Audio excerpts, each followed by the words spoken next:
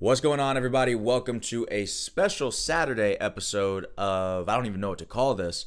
If you're a fan of the channel, if you follow everything that we're doing here, you know that we always post Monday, Wednesday, Friday, and we take a deep dive into business and entrepreneurship on Monday, into personal development on Wednesdays, and into fitness and health on Fridays. These Saturday videos are kind of anything that comes to mind that I want to spend some time connecting with you all about that is outside of some of those topics. And this morning, I actually got up and I was watching a YouTube video from Big Brother Wes Watson, right? And if you follow the personal development industry or the entrepreneurship industry at all, you probably know who Wes Watson is. And I was watching this video and he said that the greatest gift that you can give somebody if you have been successful is to reverse engineer that process and break down the way that you were thinking when you made some of those decisions that led to your success. And I thought about that because I'm a blueprint guy, right? Like everything that I do, I'm trying to break it down into steps. And I thought about what he was saying, and I said, you know what? I've told the stories before. I've done a lot of podcasts, done a lot of interviews, done a lot of keynotes. I've told the stories and I've shared the principles, but I don't know how deeply I have dove into the logical thinking, the thought process behind the decisions that were made in my journey, right? So I want to take this time here to share some of those with you. Before we get started, as always, like, comment, subscribe, all the YouTube stuff. Go give Big Brother Wes Watson a follow if you do not already. He's the real deal, and he's got some incredible content. And of course, follow I Am B Burns on all social media platforms and check out iambburns.com for more. All right, with that being said, I want to start from the very, very beginning. I want to start from and this is going to be a very raw, uncut, unedited type of video, all right? But I want to start from the very beginning, right? Born and raised Huntsville, Alabama. Small town, some drug problems around us, not a lot of money around us, right? So I didn't grow up in what you would call an environment that's conducive for success. It wasn't like I grew up and I just expected that I was going to be rich. I expected that I was going to be successful. I expected these big, amazing things to happen with my life because everything that I really saw, and you got to remember, super introverted, very, very shy, not a big friend circle. Matter of fact, my best friend from, I guess you'd call it middle school, I was homeschooled. We'll get to that in a minute. So I don't even know what you call it. But I guess my best friend from middle school, he wasn't even allowed to come sleep over at my house because of the neighborhood that we lived in. His parents were nervous about it. So he was never allowed. So I didn't have a huge friend circle, right? So I wasn't exposed to a whole lot other than my immediate surroundings. So that's the environment, right? Not conducive to success. And then when I was 10 years old, I started homeschooling. And the story behind that is I was actually at a private Catholic school from kindergarten up until second grade, but we don't identify as Catholic. I grew up as an Episcopalian, and I could care less about denominations these days. I think you believe what you believe, and I think that everybody can come together for a higher purpose. I believe in Christianity and God, but whatever you believe in, I think that we can work together to fulfill our purpose here, to fulfill our potential and contribute to the world, but that's neither here nor there. So I don't care about denominations, but the school, for whatever reason, did, and because we did not identify as Catholic specifically, they actually raised the tuition rates for us, which these days sounds insane and like something you'd get canceled for, but I guess that was normal. And so they were charging us more and more and more. At the same time, my dad was laid off from his job. And so all of a sudden, and also at the same time, my mom's health started taking a little bit of a downward spiral. So we got these medical bills piling up. Dad loses his job, and then the school's charging us more. We couldn't afford it. Now, the public school that I was zoned for, because that's the next obvious choice, right? You can't afford private school, go to the public school. I kid you not, county road, wheat fields on either side, public school, state penitentiary. This school had a horrible reputation. My mom was like, I'm not going to send you there. You're not going to go there. That's not going to be your life and your reality. So she said, we're going to figure out homeschooling. And remember, this is probably, 2008? So this is way before homeschooling became what it is now, where it's a little bit more normal. It's a little bit more regular. People do that now. Back then, that was like a brand new thing. Like people thought you were weird if you even entertained the idea of homeschooling, right? But my mom was like, we're going to have to figure this thing out because you're not going to go to this alternative. I don't like that. This is what we're going to have to figure out and make happen, right? So I get homeschooled from the age of 10 all the way through 18 years old when I graduate high school. And of course, I'm doing gymnastics this entire time too. Started the sport at the age of 10, started competing at the age of 16, did 2 years of level 10 recreationally, 6 years recreationally, 2 years of level 10 competitively, and then from there walked on at the University of Michigan. And so I want to take this video in transitions, because the way that I look at it is everything that I've told you up until now, I didn't have that much of a role to play in it. It was just my life, and I was blessed by my mom making some certain decisions, blessed by my coaches making certain decisions, but I didn't have that much to do with it. And yeah, I worked hard every single day in the gym. I worked hard every single day with my schoolwork. So there's some character stuff there, but if we even got to dive into, yeah, you should probably, everything your hands find to do with all your might. You should probably work hard. You should probably focus, all these other things, then this ain't the video for you. That's like base level fundamentals. You should have that right already. What I want to focus on are the forks in the road, the major decisions that, had I chosen another path, would have completely changed the outcomes that I'm experiencing today in my life. And so the first major fork in the road was, where am I going to go to college? That was the first like grown-up decision that I got to make on my own, right? And of course I had input from coaches, parents, etc. But that was the first big decision that was going to really, really impact me, all right? So what I did is make a list. I applied to a bunch of different schools, all of which had men's gymnastics teams. That was like the one big criteria. And I applied to all those schools, probably 20 schools in total. And then I took my short list of like the 8 or 9 that I was accepted into, and I literally made a chart where I would score those different institutions on different metrics. So I said, okay, here's Michigan, here's Ohio State, here's Penn State, here's Illinois, here's all these different schools. Let's talk about academics. I'm sitting here on US News. Or what are they ranked? Academics. Let's score from 1 to 10. Academics. Gymnastics team. How good are they? 1 to 10, right?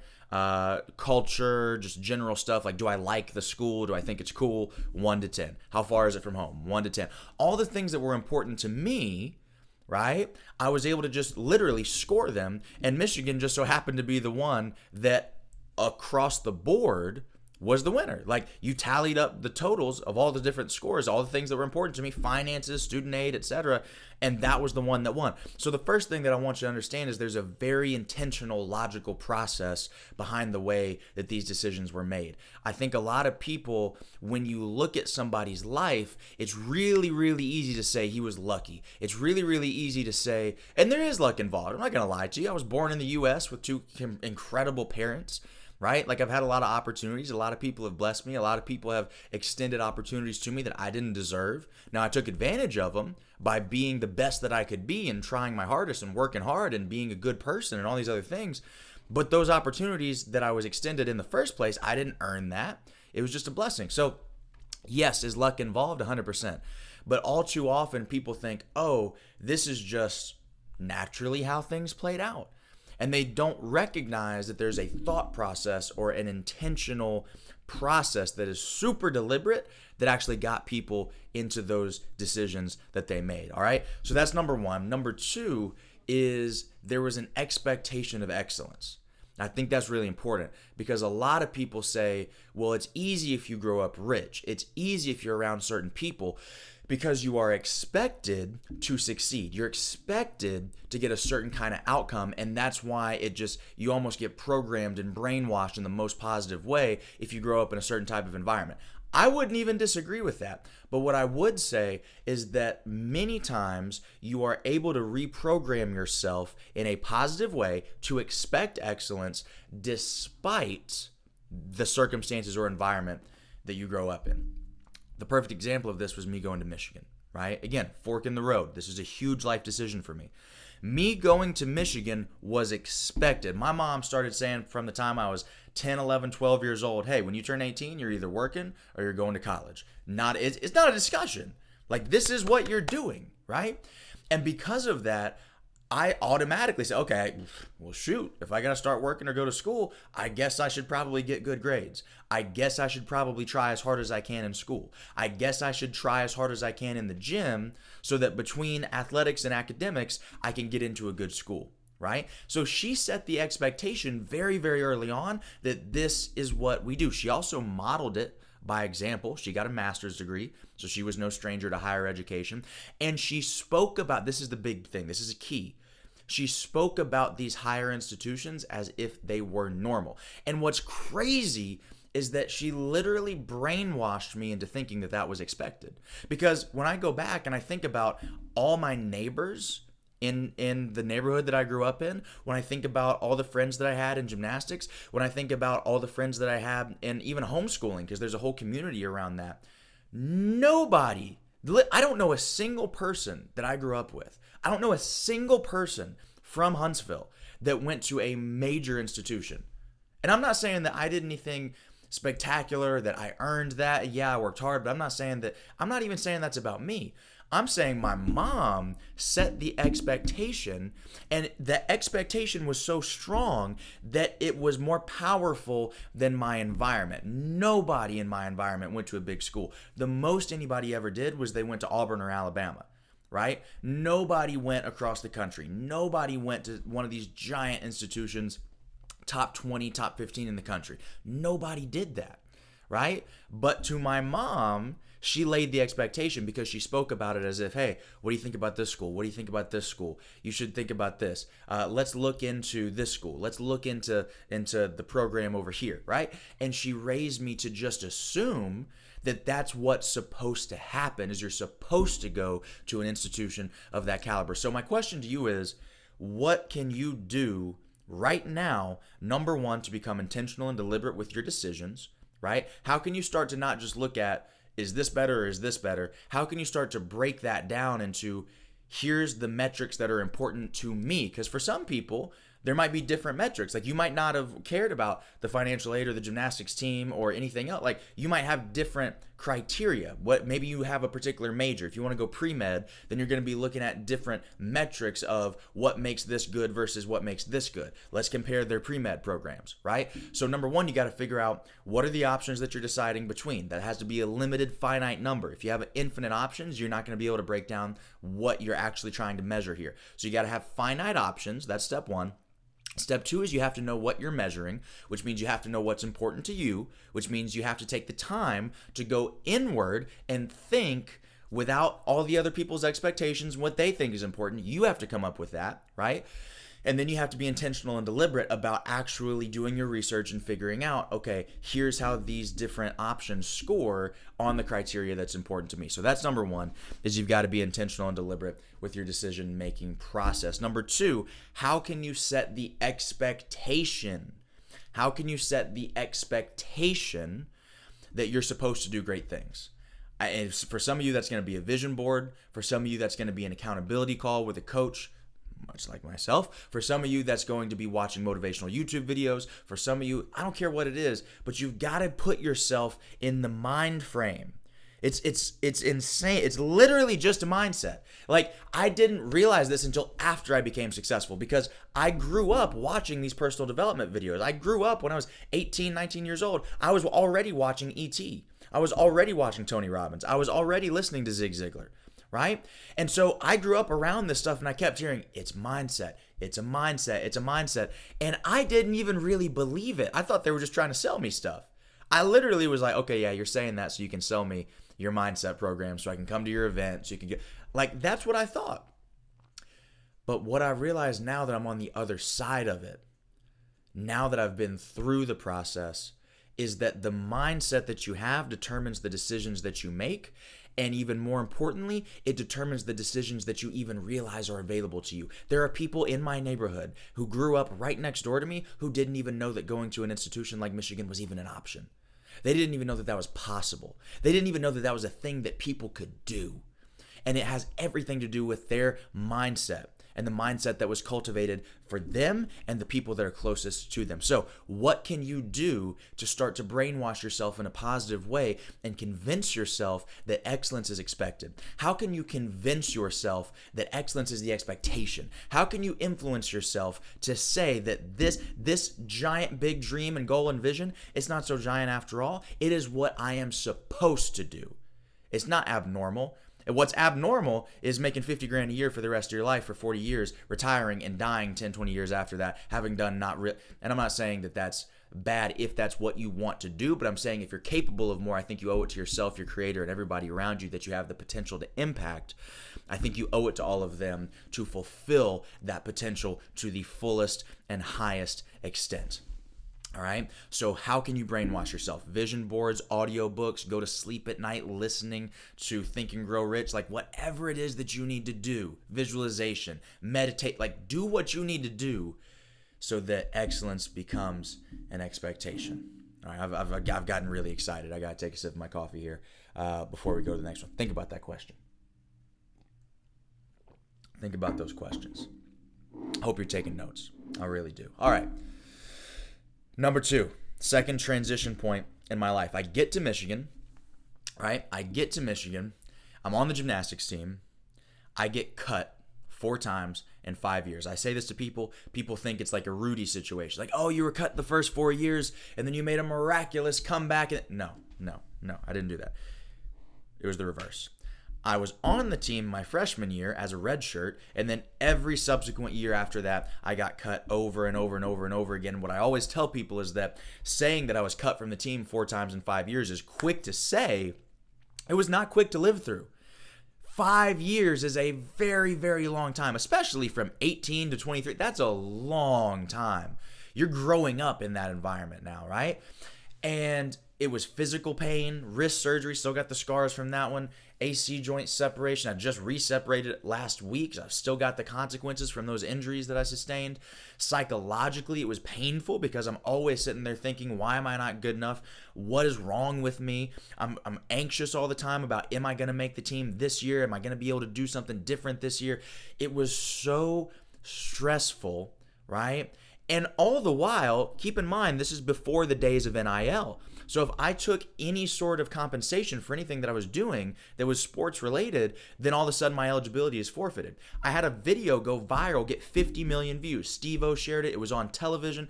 Crazy. It was the sitting backflip video. Went crazy viral, and I had all these offers coming in to pay me, and I couldn't take a dime. Otherwise, I would forfeit my eligibility. And so the stress was just piling on, not to mention while I'm in college during those 5 years that I was getting cut over and over and over again. Dad gets diagnosed with cancer twice. Mom gets diagnosed with an incurable autoimmune disease. Girlfriend got raped at one point. Like, just a mess of those 5 years, right? And so people always ask me, okay, why? Why did you keep coming back? Why did you keep trying out for the team year after year after year when you had these other opportunities on the table, when everything was going wrong, when it probably would have been better for your mental health to just take a step back and chill and not worry about why did you keep going? And the answer is reputation. Now, if you think about how did I get to Michigan in the first place, it's expectation. When you think about why I stayed there, it's reputation. What do I mean by reputation? The reputation that I have with myself. The way you do anything is the way you do everything. That was what kept going through my mind. My good buddy Inky Johnson always says that commitment is staying true to what you said you were going to do long after the feeling that you said it in has left you. So I promise you, when I showed up on campus, 18 years old, I'm ready to go. And I said, okay, I'm going to be a next Big Ten champion. We're going to win a national championship together. I was ready. And then after you get punched in the mouth over and over and over and over and over again, are you still committed? And a lot of people think that they're committed when they haven't been through pain yet. And I believe that commitment doesn't even start until the pain starts. Otherwise, it's just a hobby. Like if you're consistent with something over time, but there's no pain or sacrifice involved, that's a hobby. That has nothing to do with commitment. Once the pain starts, once the sacrifice starts, now we get to see if you're really committed or not. Right? And so I just felt like if I wasn't going to be committed to this, then my word meant nothing. And the way that you do anything is the way that you do everything. And I knew I was going to be doing some big things later on in life. Again, go back to expectation. So the reputation that I had with myself meant something. And it meant that if I quit now, I might quit later on something that is going to affect other people. I might quit later on something that's going to impact other people. I might quit later when I'm on the verge of changing the world. I don't know. I got delusions of grandeur. But to me, that was a non-negotiable. I said I was going to do something. I said I was going to be committed to it. I said I was going to do everything that I possibly could, and I would see it through to the end. And it doesn't make sense to me why people don't take things personally anymore. Like, it doesn't make sense to me why you would say that you are committed to something. It doesn't make sense to me why you would say that you're going to do everything in your power. It doesn't make sense to me for you to stand in front of other people, your teammates, your coaches, your family, everybody who's ever helped you get to the point that you're at now, and you would say to them that I'm dedicated. You would look them in the eyes and you would say, I'm committed, and then you would quit. That doesn't make sense to me. Why? Where's the personal ownership? Where's the personal accountability? Why doesn't that hurt you? Why don't you feel bad about yourself? Like, why can you quit and you don't dislike yourself? That doesn't make sense to me. You should take things personally. And I hate when everybody throws that word around. You should never take anything personally. You got to learn to be stoic and calm and don't take things personally. I take everything personally. And that's what makes me so good. Because when I do good work, I feel good about it. When I do bad work, I feel bad about it. When I uphold my word, I feel good about it. When I break my word, I feel bad about it. You should take everything personally. Now, you shouldn't let it destroy you. You shouldn't let that affect you to the point where you get depressed. But hey, if you break your word, you feel bad about it, you don't like yourself very much after that, and then it actually causes some pain within you that makes you want to change, then that's probably a good thing. So stop running from personal responsibility. Stop running from ownership. Stop running from accountability. Stop running from the pain. And embrace it if it's there, because it is an indication that you might need to make an adjustment in the way that you live out your values, your character, and your beliefs, right? Because your life is simply an expression of your values, characters, and beliefs. It's just put on display. Because those things, you're either in alignment with them or you're out of alignment. And depending on if you're in or out, that's going to determine the results and the outcomes that you get in your life, all right? So, number 1, expectation. Number 2, reputation. Stop letting yourself down. That was the thought process behind that. I said I was going to do this. I'm going to do it. The way I do anything is the way I do everything, and I cannot afford like that. This goes hand in hand. If you expect big things to happen in your life, if you expect big, massive goals, big, massive ambitions that you're going to change the world, you're going to help people, right? If you really expect big things, all of a sudden you start to take your reputation with yourself more seriously, because you know that in the future there's going to be something on the line that's so much greater than this, and you're going to ask yourself, am I preparing for that moment right now? Or am I preparing to fail in that moment right now? Imagine this. You're faced with this situation. Cut from the team 4 times in 5 years. Psychologically, you're going through it. Physically, you're going through it. You feel horrible about absolutely everything. Everything's falling apart. But you have this idea that 10, 20, 30 years from now, maybe you're on stage in front of 10,000 people. Maybe you're the president. I don't know. But something's going on, and you have a decision to make. And now, your thought process, instead of being based off of the emotions that you feel right there in the moment while you're going through it, your thought process is based on, in this moment, 20, 30 years from now, am I preparing myself to succeed or fail? Am I setting the precedent and the standard to succeed or fail right here?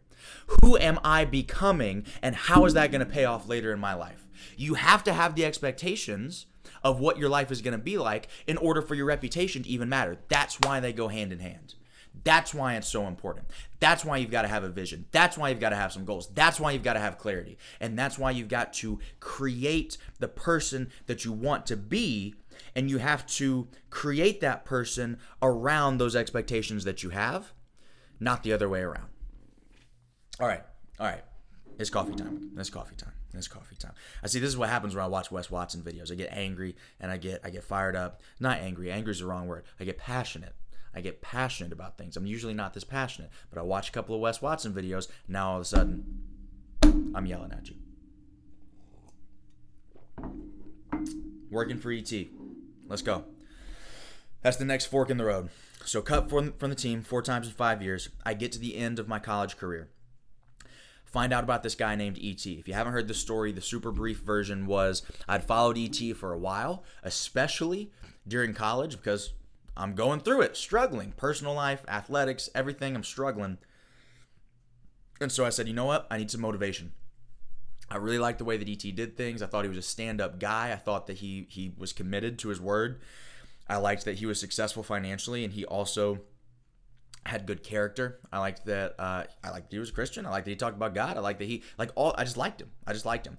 And I noticed that everybody who got close enough to him just magically blew up. And I could rattle off the names right now if you want me to. Jeremy Anderson, Inky Johnson, Alex Good Energy, Jamal King, a host of others, right?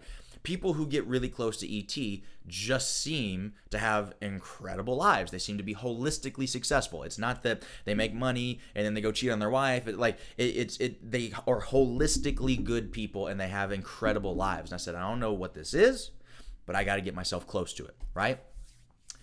And one day I'm sitting there scrolling on Instagram, and of course I get a retargeting ad, and it says consultation with ET one-on-one for $250.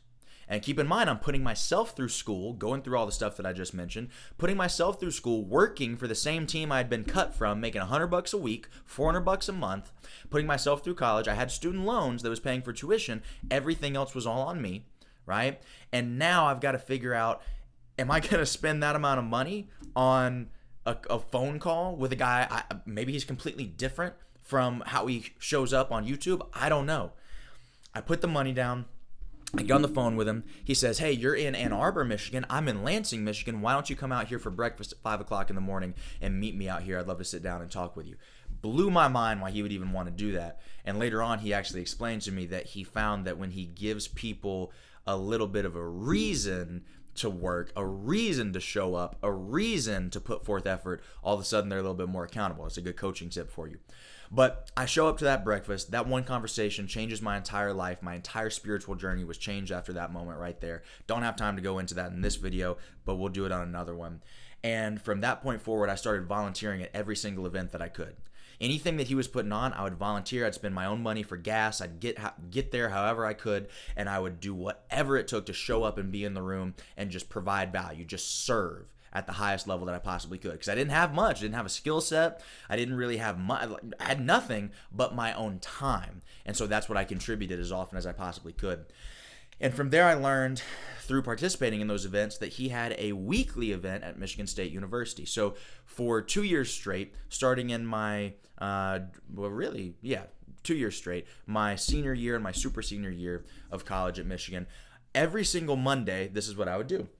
I would wake up at 6. I would have morning training with the gymnastics team because I was coaching at that point. From 7 to 8, I would have class from probably around 9 to 1. I would go practice with the guys, coach, and then get a little workout in on my own. From 2 to 5, 5:30, I'd jump in the car, drive hour and a half from Ann Arbor to Lansing. I would go watch ET speak at that weekly event called the Success Series. I'd get back in the car, I'd drive back to Ann Arbor, and I would coach personal training sessions at night to pay for the gas that I had spent to go get to Lansing. I did that for 2 years straight. I missed 2 of those sessions in 2 years, both of which were for family emergencies that I couldn't really get out of, right? And on May of 2020, March of 2020, just before the pandemic hit, literally days before, I had printed out 60 pages worth of materials to give to ET. I couldn't speak back then because I was so scared, so shy, so introverted. I got panic attacks. On the first day of class, as a 22-year-old grown man, super senior at Michigan, I would stand up in front of 13 people and say, hi, my name's Brandon. I'm studying economics and psychology. And I would have sweaty palms. I'd be shaking. My voice would tremble because I hated public speaking that much. I was so shy. So I couldn't speak, but I could write. And I had a lot of ideas, philosophy, motivation, all these ideas, and I would write them down. I would have Instagram captions and all this stuff that was motivational. So I printed that out, put it in a little book. I had my disc assessment. I had a cover letter, all sorts of stuff in there. And the plan was I was going to give it to ET because I was going to graduate in 2 months. And I had a gymnastics coaching offer that was on the table for $60,000 a year, more than my parents have ever made in a year combined. I was going to go be the head coach at a gymnastics facility in Houston, and I was going to work for the 3-time Olympic head coach. So it was a phenomenal opportunity. It was a crazy opportunity. But even though that was on the table, I felt like I was called to something bigger, right? I felt like I was called to something bigger, and I always tell people it is not ego if it's ordained.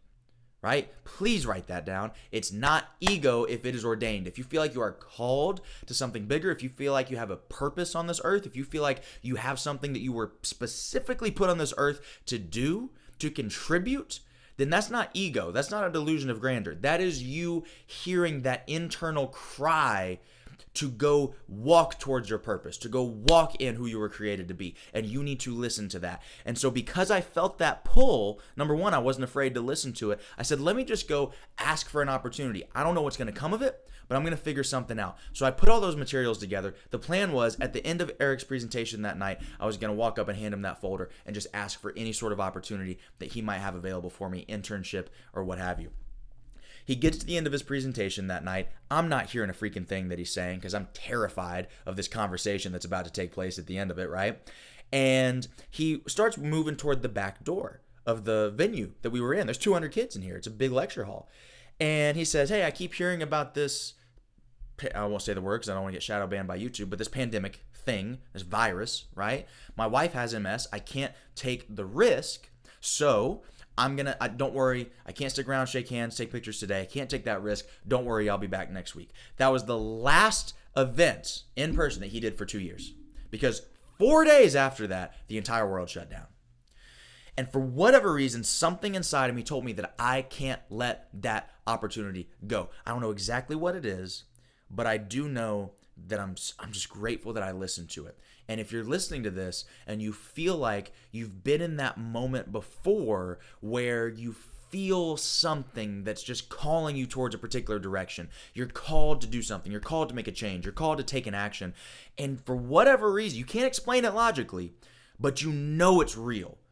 Please do me a favor and listen to that. You can call it God. You can call it the universal intelligence. You can call it, I don't care what you call it, subconscious, but it's something that is real. It's more real than I know how to articulate, but you need to trust it and you need to do what it tells you to do.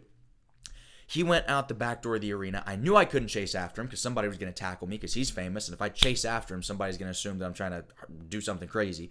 So I let him walk out the back door. I left my laptop, my backpack, all my stuff right there on the desk, sprinted up 2 flights of stairs, went out the front door of the arena, and I knew where he parked his car every week. So I beat him to his car, and I stood myself in between him and his car. So he's got to talk to me now. And I'm so grateful I did this when I was 20 and not 40 because I probably would have gone to jail if I was a little bit older because that's a little suspect. But I got there. I'm standing in front of him.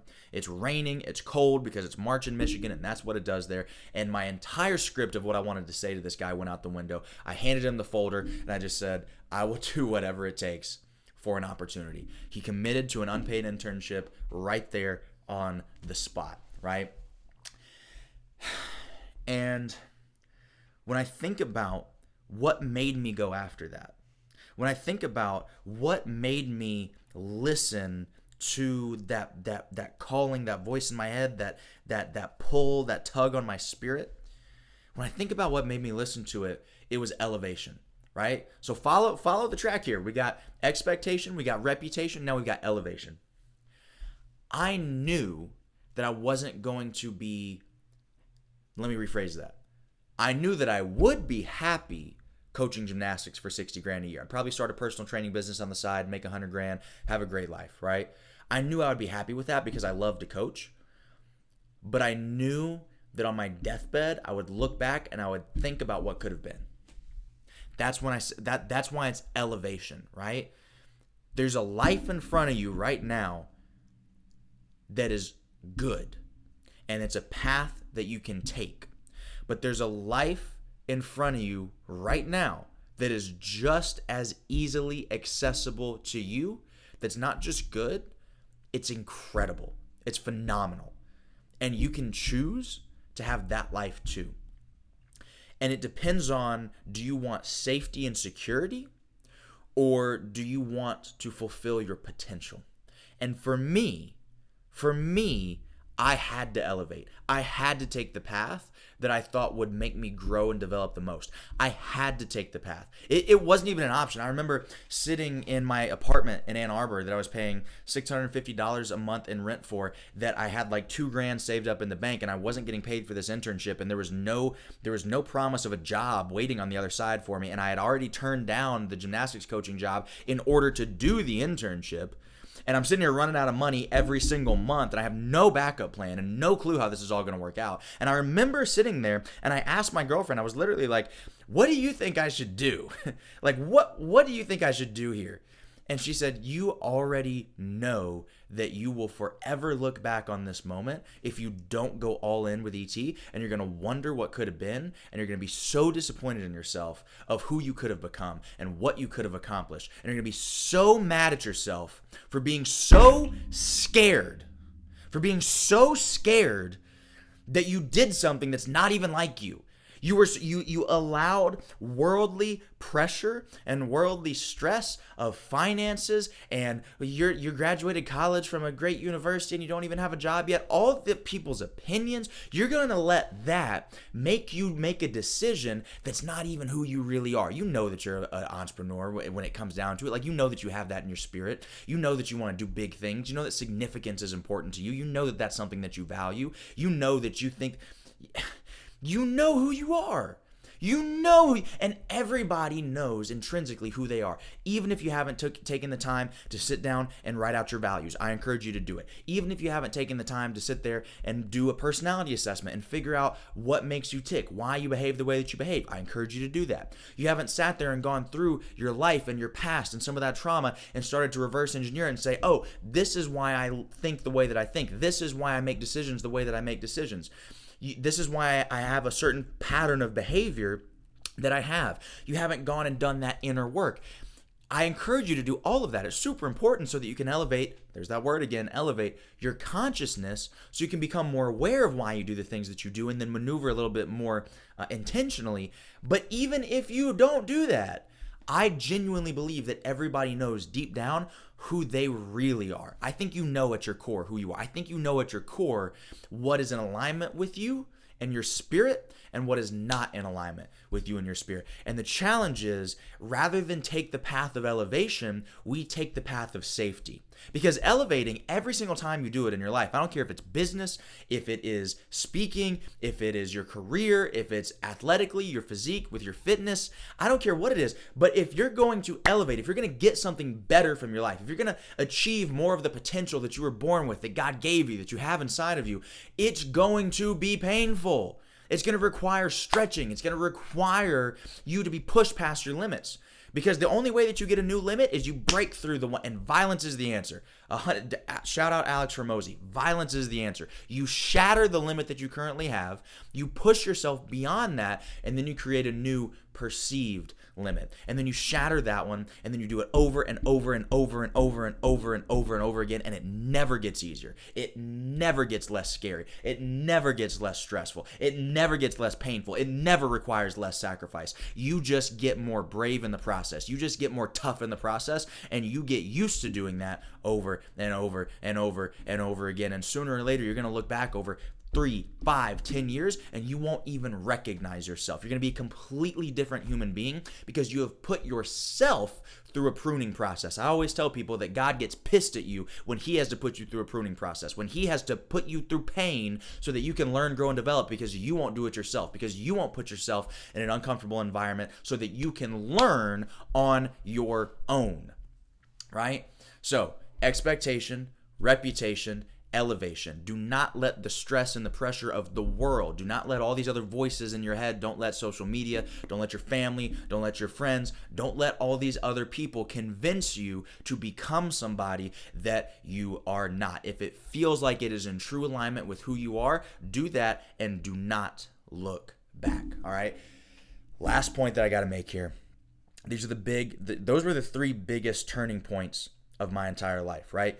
Going to college and choosing to move away from home, staying with the gymnastics team and trying my freaking hardest to become the best that I possibly could, even in the midst of all the adversity. And then that journey of working for ET, and even, man, even with that, it was constant elevation. I started out doing administrative work. I started out doing customer support, billing, customer service, answering people's questions. Now I'm his booking agent. I'm negotiating 6-figure deals every single day. I'm helping put a book on the New York Times bestseller list. I'm running these events, hosting events, and selling from stage millions of dollars worth of products. It's constant elevation. And the only way you can do that is by believing in who you were created to be, not in who other people see you as. You can't believe the image of you that you think that you are or that other people think that you are. You have to believe in the image of you that you could be, the image of you that God had in mind when he created you, or that the universe had in mind when you were created. You have to believe in the image of you, in the possibility of you, of all that you could be. Believe in that version of you, not the version of you that's sitting right here. And then make decisions from the perspective of that version of you so that you become in alignment with who that individual is. And when you become that person, you do the right things. When you do the right things, you get the right results. Expectation, reputation, and elevation. The last one is actualization. People tell me, okay, you're doing all this good stuff with ET. What made you go out on your own and start your own coaching companies? What made you go out and start your own? I have a digital marketing company where I help people, like literally start to finish. You come to me with an idea, we'll do the entire thing for you. Funnels, VSLs, ads, we manage the whole thing. Facebook groups, copywriting, email sequences, automations. Like we have a whole full service digital marketing company that I have equity in. I have multiple coaching companies that I have equity in. Check out everydaymeanseveryday.com. I help other people who want to write books. I help them get their books out there. Like everything that I've done up until this point, I've learned how to systemize it, turn it into a blueprint, and then go teach other people exactly how to do it. Exactly like what Wes was saying. Take your experience, turn it into a blueprint, and share it with people and give them your best stuff for free. This is my best stuff. If you want coach, again, everydaymeanseveryday.com. Why is it called that? Because you have to work on this stuff every single day, and every day does not mean every day except weekends, every day but holidays. Every day means every day.com. So yes, I do coaching, but this is my best stuff right here. If you could take this and implement it, you would change your life faster than you ever thought that you could. If you could take this and just execute, you would change your life so fast. If you do it every single day, you would look back 365 days from now and you would not even recognize yourself. I promise you. The last one is actualization, right? At some point, you have to ask yourself, how good could I get? And I still work super closely with ET. I'm still his agent. I still work on all the big projects within his organization. He's a dear, dear friend of mine and an incredible mentor. He has taught me so much. And I can never give enough props and credit to ET for the opportunities that he has extended me. And he has completely changed my life. He is the person that he says that he is, right? And he has taught me, a lot about how to make money, but he's also taught me how to be a good person. He's taught me how to develop spiritually. He's taught me, he's the man. But at a certain point, you have to ask yourself, can I get as good as I possibly can be? Can I become that version of me that is fully actualized if I stay right here and only right here? I'm not saying you can't stay right here. I'm saying stay right here and then expand. Do more. Continue to add, grow, multiply. Be fruitful first, then multiply, right? That's what the book tells us to do. And that's what I did. I said, okay, I've got to start doing some businesses on my own. I've got to start coaching on my own. I've got to start speaking on my own. I've got to start helping other people build and grow and develop on my own now, in addition to what I'm doing over here. Be fruitful and then multiply. What would it take for you to actualize your potential? What would it take for you to become all that you can possibly be? Think about it, write it down, and attack it. Don't overthink it, but write it down and attack it every single day, because every day means every day. All right, y'all, those are some of the biggest decisions that I've made in my life. Those are the thought processes behind how I've made those decisions in my life. I hope that those principles are both timeless and timely for you right now. I hope that you got value out of this. If you did, please do me a favor and share this video with somebody else who can benefit from this information. There's nothing that I'm more passionate about than getting this type of message out there for the masses so that more people can self-actualize themselves and so that they can go be a leader and example for other people. And I think that that is systematically, one person by one person, how we change the world. When you become all that you're supposed to be, you can then teach others. That person can become all they're supposed to be. They can teach others. That's how the world becomes a better place. That is what I believe in. And I believe that we have to do that every single day of our lives. And I believe that every day means every day. So if you enjoyed this, please share it with somebody. Like, comment, subscribe. Check out imbburns.com for more. I appreciate you. I love you. I'm rooting for you. And I'll see you on the next one. Peace.